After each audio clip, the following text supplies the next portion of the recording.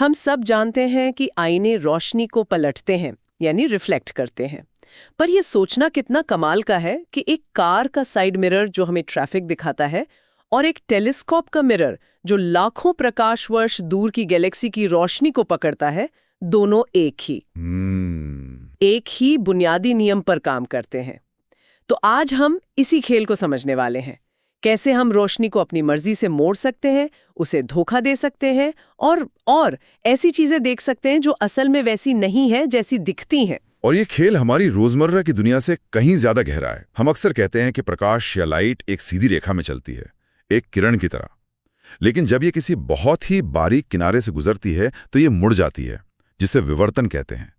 और इस विवर्तन को समझने के लिए हमें मानना पड़ता है कि प्रकाश एक तरंग यानी वेव है। लेकिन यहीं पर कहानी में एक ट्विस्ट आता है। 20वीं सदी में आइंस्टाइन जैसे वैज्ञानिकों ने साबित किया कि प्रकाश कणों यानी पार्टिकल्स की तरह भी व्यवहार करता है। तो वो तरंग है या कण? सच तो ये है कि वो दोनों हैं, और दोनों में से कुछ भी नहीं। आधुनिक क्वांटम थ्योरी कहती है कि प्रकाश की असलियत इन दोनों के बीच की एक बहुत ही अजीब और दिलचस्प चीज है। ऐसा लगता है जैसे प्रकाश के पास दो अलग अलग टूल किट्स हैं, और वो जरूरत के हिसाब से कभी वेव वाला टूल इस्तेमाल करता है तो कभी पार्टिकल वाला। तो आज हम प्रकाश की इसी दोहरी शख्सियत को ध्यान में रखते हुए उसके दो सबसे आम व्यवहारों की गहराई में उतरेंगे। हम ये पता लगाएंगे कि जब प्रकाश किसी चीज से टकराकर लौटता है यानी परावर्तन, और जब वो किसी चीज के आर पार जाता है मतलब अपवर्तन, तो क्या होता है। हमारी आज की पड़ताल इन्हीं दो घटनाओं पर होगी। तो परावर्तन यानी रिफ्लेक्शन से शुरू करते हैं। इसके दो बहुत ही सरल नियम हैं जो हम सब ने स्कूल में पढ़े हैं। पहला, आपतन कोण हमेशा परावर्तन कोण के बराबर होता है। मतलब लाइट रे जिस एंगल पर सतह से टकराएगी, ठीक उसी एंगल पर वापस लौटेगी। बिल्कुल। और दूसरा नियम यह है कि आने वाली किरण, जाने वाली किरण और सतह पर जो काल्पनिक लंबवत रेखा हम खींचते हैं, जिससे अभिलंब कहते हैं, वो तीनों एक ही प्लेन में होती हैं। ये नियम हर तरह की सतह पर लागू होते हैं, चाहे वो हमारे घर का समतल आईना हो या फिर किसी चम्मच की घुमावदार सतह। समतल आईने की बात करें तो वो हमें रोज सुबह हमारा चेहरा दिखाता है, लेकिन एक बड़ी अजीब बात करता है। वो हमारे दाएं हाथ को बायां और बाएं को दायां दिखाता है। इसे पार्श्व परिवर्तन या लैटरल इन्वर्जन कहते हैं, है ना। इसीलिए एम्बुलेंस गाड़ियों पर एम्बुलेंस शब्द उल्टा लिखा होता है, ताकि आगे वाली गाड़ी के शीशे में वो सीधा दिखाई दे। हाँ, ये एक बड़ा मजेदार पहलू है। इसके अलावा समतल दर्पण से बनी इमेज हमेशा वर्चुअल होती है, यानी आभासी। मतलब आप उसे किसी पर्दे पर नहीं उतार सकते।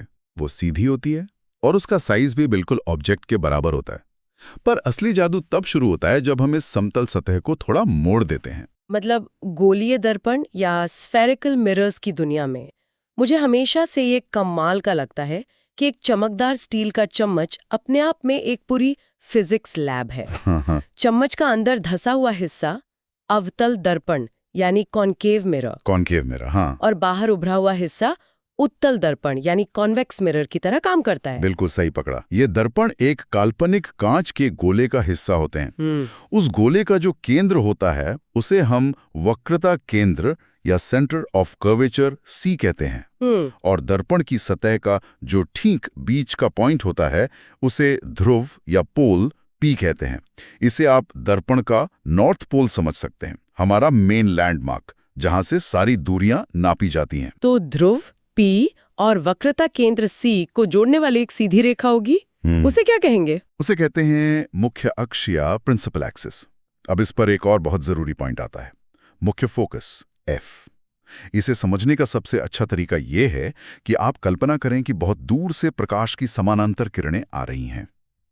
अवतल दर्पण इन सभी किरणों को परावर्तन के बाद एक ही बिंदु पर इकट्ठा कर देता है। वही बिंदु उसका मुख्य फोकस है। मतलब अवतल दर्पण एक कन्वर्जिंग मिरर है, वो रोशनी को एक जगह जमा करता है। और उत्तल दर्पण इसका ठीक उल्टा करता है। वो समानांतर किरणों को फैला देता है, यानी डाइवर्ट्स कर देता है। ऐसा लगता है कि वो किरणें दर्पण के पीछे किसी एक बिंदु से निकलकर फैल रही हैं। वही बिंदु उत्तल दर्पण का फोकस होता है। और यहां एक बहुत ही सुंदर ज्यामितीय संबंध है।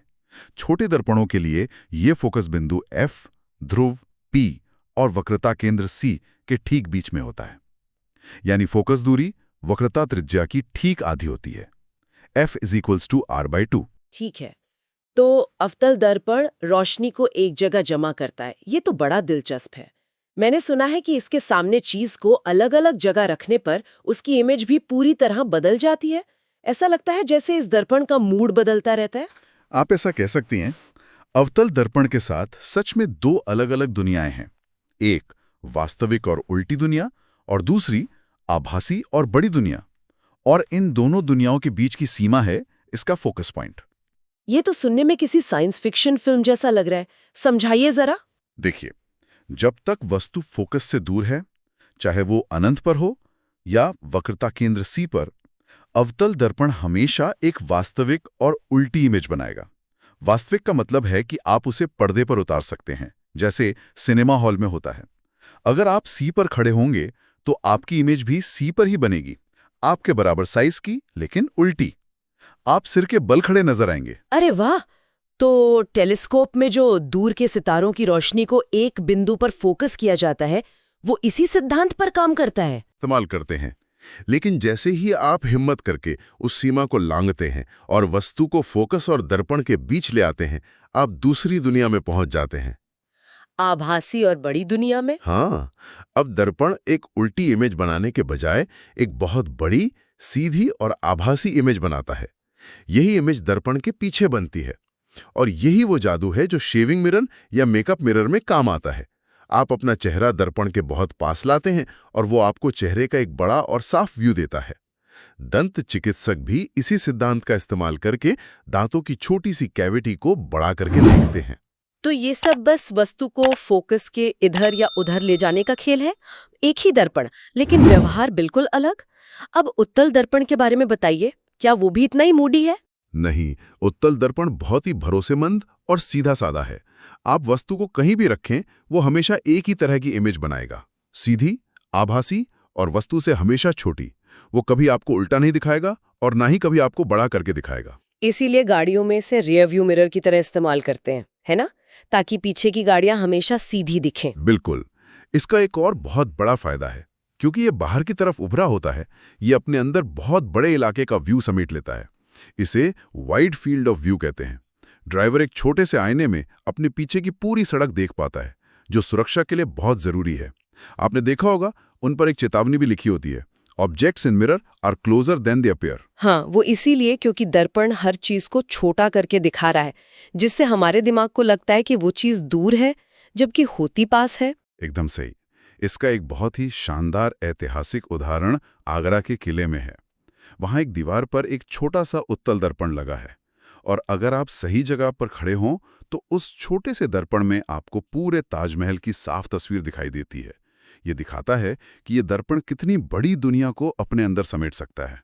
अच्छा, ये तो समझ आ गया कि इमेज कैसी बनेगी, लेकिन क्या हम गणित का इस्तेमाल करके ये पता लगा सकते हैं कि इमेज ठीक-ठीक कहाँ बनेगी और कितनी बड़ी होगी? हाँ, बिल्कुल। इसके लिए हमारे पास दर्पण सूत्र या मिरर फॉर्मूला है। 1v + 1u = 1f। यहाँ v वस्तु की दर्पण से दूरी है, u प्रतिबिंब की दूरी है और f फोकस दूरी है। लेकिन इस फॉर्मूले को इस्तेमाल करने के लिए हमें चिन्हों का ध्यान रखना पड़ता है। ये प्लस माइनस का चक्कर हमेशा कंफ्यूजिंग लगता है। इसे याद रखने का कोई आसान तरीका है? बहुत ही आसान तरीका है। इसे आप वन वे स्ट्रीट का नियम समझ सकते हैं। प्रकाश हमेशा वस्तु से दर्पण की तरफ जाता है ना? ये ट्रैफिक की दिशा है।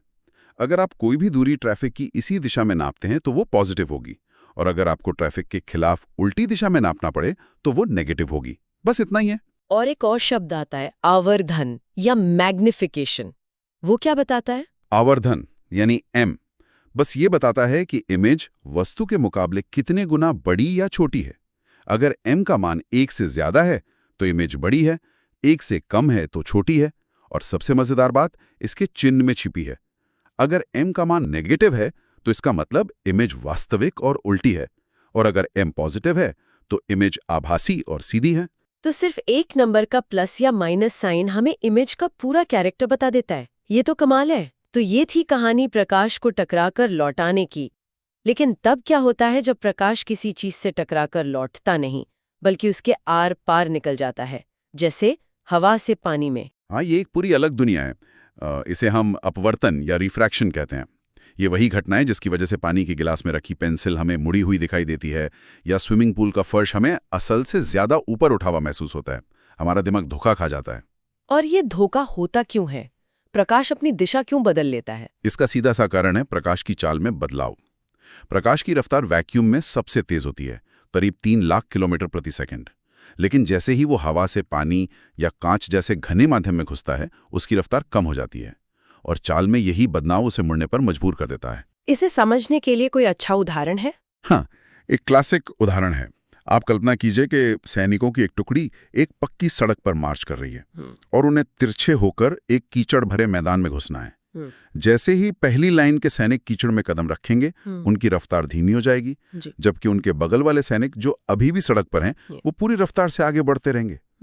रफ्तार के इस फर्क की वजह से पूरी टुकड़ी की लाइन अपने आप मुड़ जाएगी। प्रकाश के साथ भी ठीक यही होता है। तो अपवर्तन के भी परावर्तन की तरह कुछ नियम होंगे? हाँ, 2 नियम हैं। पहला तो परावर्तन जैसा ही है। आने वाली किरण, मुड़ने वाली किरण और अभिलंब तीनों एक ही तल में होते हैं। दूसरा नियम ज्यादा दिलचस्प है, जिसे स्नेल का नियम कहते हैं। ये कहता है कि आपतन कोण का साइन साइन आई और अपवर्तन कोण का साइन साइन आर का जो अनुपात होता है वो हमेशा स्थिर रहता है। और इसी स्थिरांक या कांस्टेंट को अपवर्तनांक या रिफ्रैक्टिव इंडेक्स कहते हैं। सही का, पर यह शब्द सुनने में बड़ा भारी लगता है। आसान भाषा में इसका क्या मतलब है? आसान भाषा में अपवर्तनांक किसी माध्यम के लिए एक तरह का स्पीड लिमिट या कठिनाई स्कोर है। हवा का अपवर्तनांक लगभग 1 होता है, पानी का 1.33 होता है। इसका मतलब है कि पानी में प्रकाश की चाल हवा के मुकाबले 1.33 गुना कम हो जाती है। और हीरे का तो बहुत ज्यादा होता है, शायद 2.42 के करीब। तो इसका मतलब हीरा प्रकाश के लिए एक बहुत ही मुश्किल बाधा दौड़ जैसा है। बिल्कुल, हीरे में प्रकाश की चाल हवा के मुकाबले 2.42 गुना कम हो जाती है और इसी वजह से हीरा इतना ज्यादा चमकता है। वो प्रकाश को अपने अंदर फंसाकर कई बार मोड़ता है, तब जाकर बाहर निकलने देता है। लेकिन यहां एक जरूरी बात ध्यान रखने वाली है। प्रकाशीय घनत्व और द्रव्यमान घनत्व एक ही चीज नहीं है। ये तो मैंने कभी नहीं सोचा था। मतलब जो चीज ज्यादा भारी हो, जरूरी नहीं कि वो प्रकाश को भी ज्यादा रोके। सही। इसका सबसे अच्छा उदाहरण है केरोसिन और पानी। केरोसिन का द्रव्यमान घनत्व पानी से कम है, इसीलिए वो पानी पर तैरता है। लेकिन केरोसिन का अपवर्तनांक पानी से ज्यादा है। इसका मतलब है कि केरोसिन, जो पानी से हल्का है, वो प्रकाश के लिए पानी से ज्यादा सघन या मुश्किल माध्यम है। ये थोड़ा अजीब लगता है, पर सच यही है। तो आज हमने प्रकाश के रास्ते के नियमों को समझा। हमने देखा कि कैसे परावर्तन के सरल नियम हमें आईनों के जरिए दुनिया को छोटा करने, बड़ा करने या उलटने की ताकत देते हैं, चाहे वो हमारी कार का मिरर हो या डेंटिस्ट का छोटा सा औजार। और हमने ये भी समझा कि कैसे अपवर्तन यानी प्रकाश का मुड़ना हमारी आंखों को धोखा दे सकता है और हमें पानी में डूबी चीजें मुड़ी हुई या उठी हुई दिखती हैं। ये सब सिर्फ इसलिए होता है क्योंकि अलग अलग जगहों पर प्रकाश की रफ्तार अलग अलग होती है। हमने आज की पूरी चर्चा में प्रकाश को एक सीधी साधी किरण मानकर बात की, जो हमारी दुनिया को समझने के लिए काफी हद तक सही भी है। लेकिन जैसा हमने शुरू में कहा था, प्रकाश की असलियत इससे कहीं ज्यादा रहस्यमयी है। ये सोचना ही कितना आकर्षक है कि ये रोज की साधारण घटनाएं, आईने में अपना चेहरा देखना या पानी में पेंसिल का मुड़ा हुआ दिखना, भौतिकी के सबसे गहरे और अजीब सिद्धांत यानी क्वांटम मैकेनिक्स से जुड़ी हुई हैं। हम जिसे एक सीधी किरण समझ रहे हैं, वो असल में एक ही समय पर तरंग और कण दोनों की तरह व्यवहार कर रही है। तो अगली बार जब आप आईने में देखें तो याद रखिएगा कि आप सिर्फ अपना अक्स नहीं देख रहे हैं, आप हर रोज होने वाले क्वांटम चमत्कार के गवाह बन रहे हैं।